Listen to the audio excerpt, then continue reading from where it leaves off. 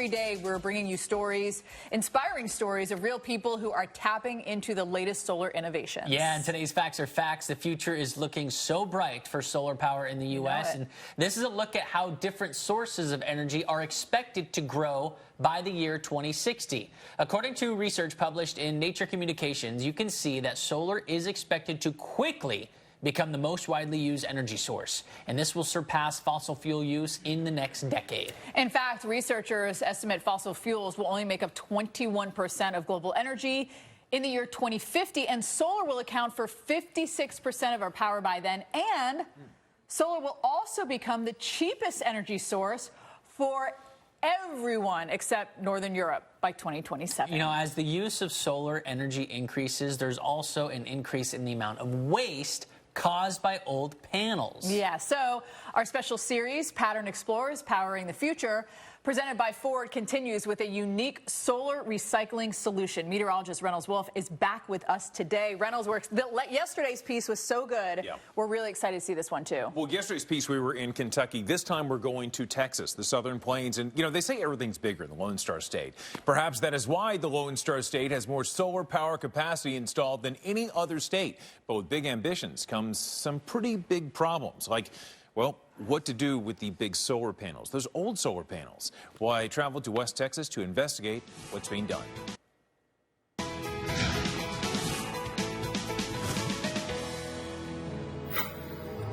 In West Texas, it feels like you're miles away from everywhere and everything.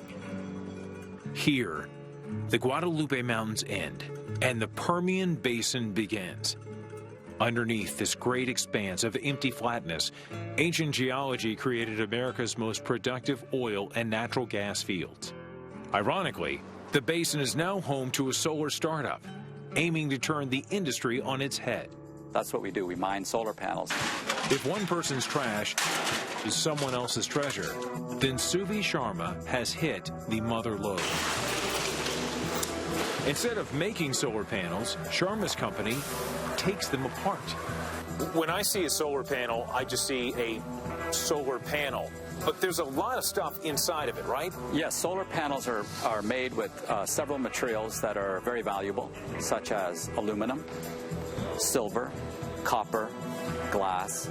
These materials we extract and can be extracted out of the panel and put back to make new products and new solar panels. Why do solar panels only last for about 20 years or so? Actually, solar panels can last for 30, 40 years, oftentimes. They don't always last that long, but they can last that long. But if you think about a solar panel as an electronic product, it's sitting outside in any weather condition. Snow, hail, wind, heat, you name it. You think about your cell phone, which is also an electronics product. Can you imagine leaving it outside for 10 years? Because of their limited lifespan, nearly all solar panels end up in the landfill.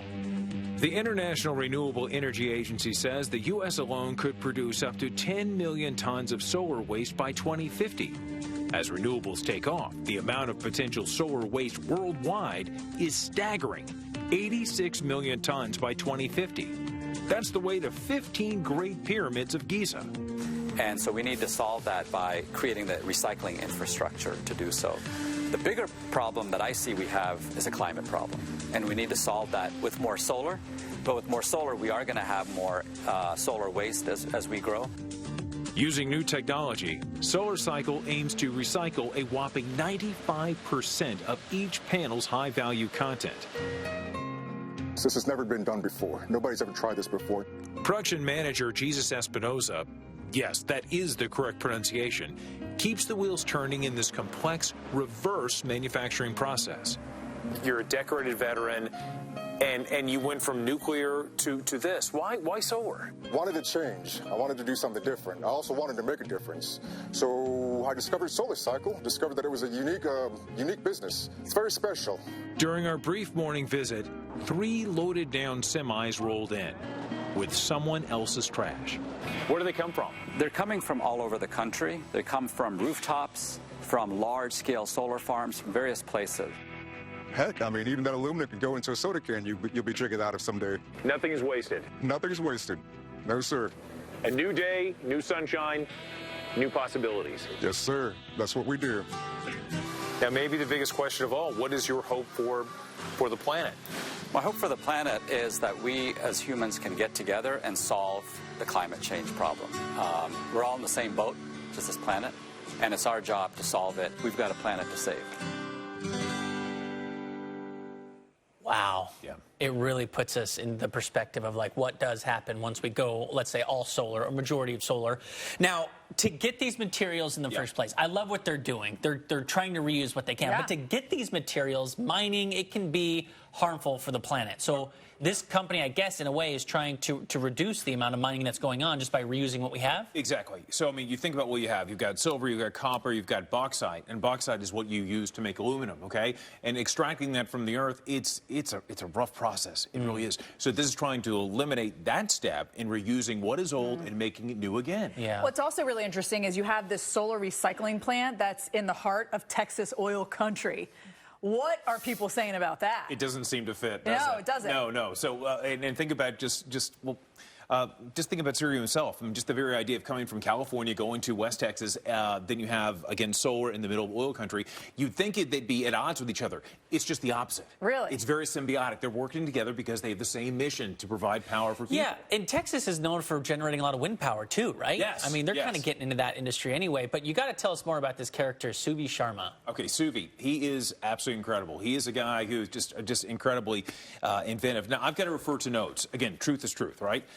Let's see. SOLARCYCLE, he's with SOLARCYCLE. He also had Solaria, which has created solar panels. But then on top of it, he also helped this technology called Next Tracker, which causes the panels to follow the movement. Oh, yeah, we've seen those. sweet. We've seen those. Those are cool. So impressive. In fact, listen to him. He's got a lot to say.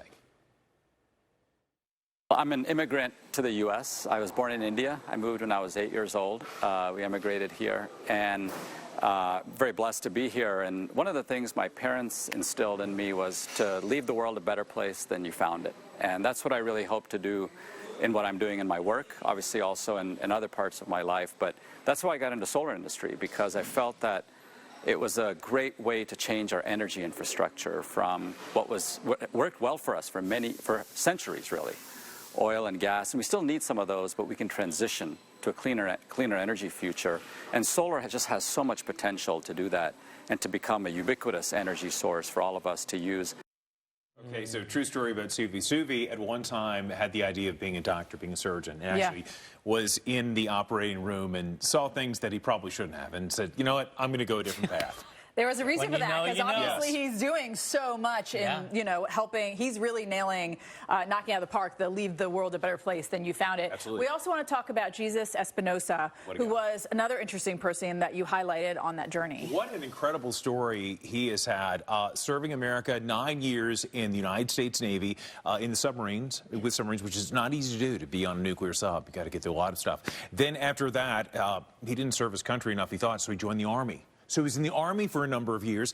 Then for 12 years was in private industry in nuclear, and now he's working with SOLARCYCLE. And how did he get into solar panels, though? You know, he said he wanted to leave nuclear. He wanted to do something that he thought was gave him more of a mission, something he thought was giving back to our planet, giving back to people. And that's So we know they're doing good, but what I want to get down to is, did they talk a lot about, are they profitable? Are they actually find buyers for the stuff that they're reusing right now? There's a need for it, definitely. And it's just trying to find answers to this power riddle that we all have. It's not perfect. They're not all perfect, obviously, but this is one step of many that we're trying to get to give what we need, power. Everybody's got to have it. But as you mentioned, a lot of times they don't want to recycle because they say it's not the amount of money it takes to recycle. To separate all the materials is not worth what you're selling them.